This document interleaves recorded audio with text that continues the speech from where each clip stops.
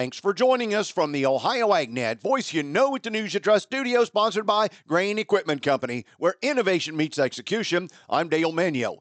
Canadian Agriculture Minister Lawrence MacAulay on Tuesday expressed his concerns about a trade war and the disruption it would cause to $200 million in food and agricultural products that cross between the U.S. and Canada every day. President Donald Trump on Monday reaffirmed that his administration plans to put 25% tariffs on all products from Canada and Mexico starting as early as March 4th, after a 30-day delay was set in early February. The tariffs are going forward on time, on schedule, Trump said in a White House event. MacAulay said, "My message to you is the Canada-U.S. relationship is essential to a strong and prosperous agricultural sector across North America. It is vital partnership for farmers, businesses, and our food security here in North America and around the world.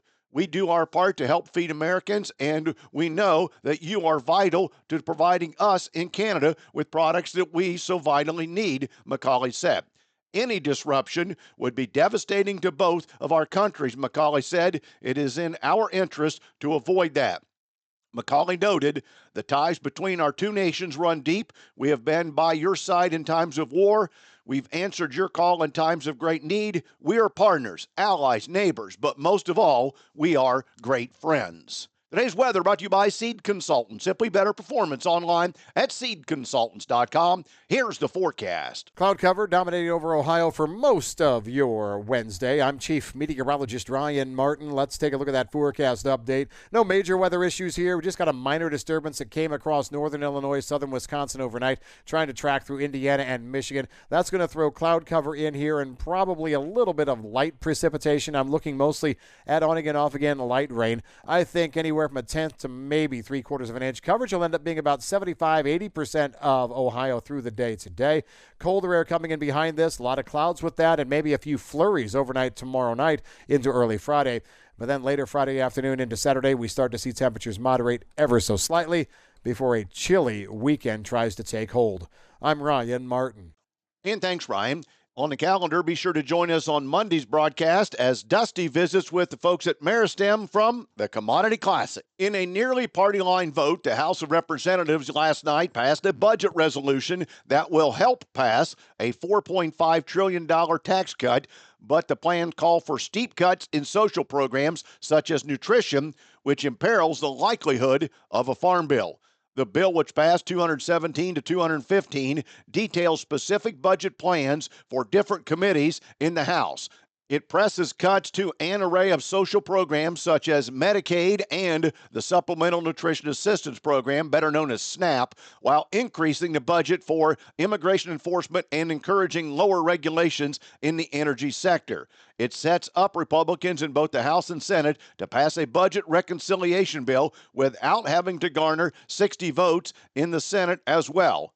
This is the first important step in opening up the reconciliation process, said House Speaker Mike Johnson after the vote. "We have a lot of hard work ahead of us, but we are going to deliver the America First agenda. We are going to deliver it, all of it, not just parts of it, and this is the first step in that process." And oil futures settled lower on Tuesday, hitting the lowest level since December after the conference board reported Tuesday morning that the Consumer Confidence Index dropped in February to its lowest level in nearly 4 years. The drop was seen as a consequence of the uncertainty generated by the trade tariff war led by Trump administration and concerns about increasing inflation this year. The U.S. Consumer Confidence Index fell by 7 points in February to 98.3 compared to 105.3 recorded the previous month. Time now for the midday market analysis provided by Leist Mercantile and sponsored by Brandt, helping growers take control for over 70 years. I'm Ryan Metzger with Leist Mercantile, providing you with some market-driving news. Industry surveys for the 2025 U.S. planting intentions were released,